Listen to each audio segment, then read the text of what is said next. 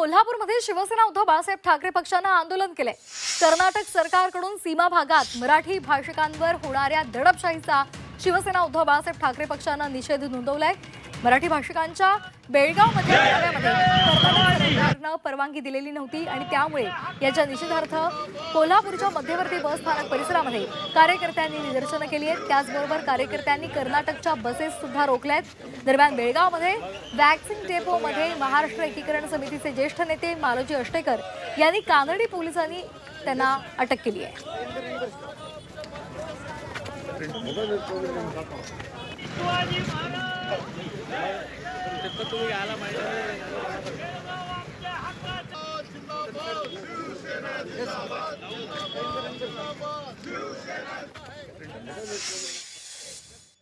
आम्ही 2 दिवसापूर्वी इशारा दिला होता कोल्हापूरच्या कलेक्टरला, त्या कलेक्टरला कळवा की महामेळाव्याला परवानगी द्या, आणि जर महामेळाव्याला परवानगी देत नसाल तर त्याने काल परवानगी नाकारली।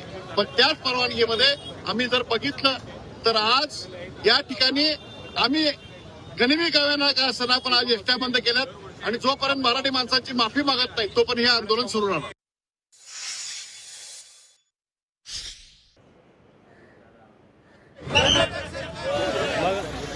तुम्ही यायला पाहिजे।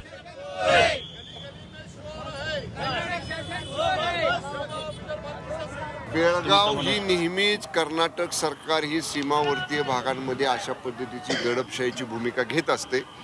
आम्ही सीमा समन्वयक मंत्री आहोत या भागात, त्या भागातले राज्य सरकारचे।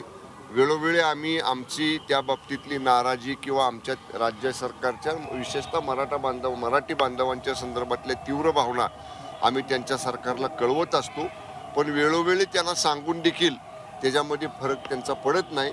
परत एकदा माननीय मुख्यमंत्री आणि दोन्ही उपमुख्यमंत्र्यांशी चर्चा करून पुन्हा एकदा केंद्रानं आता ह्याच्यामध्ये परत हस्तक्षेप मागे एकदा केला तसा करावा असं माननीय CM साहेबांची, दोन्ही DCM साहेबांची चर्चा करून आम्ही केंद्राला एक पत्र लिहू।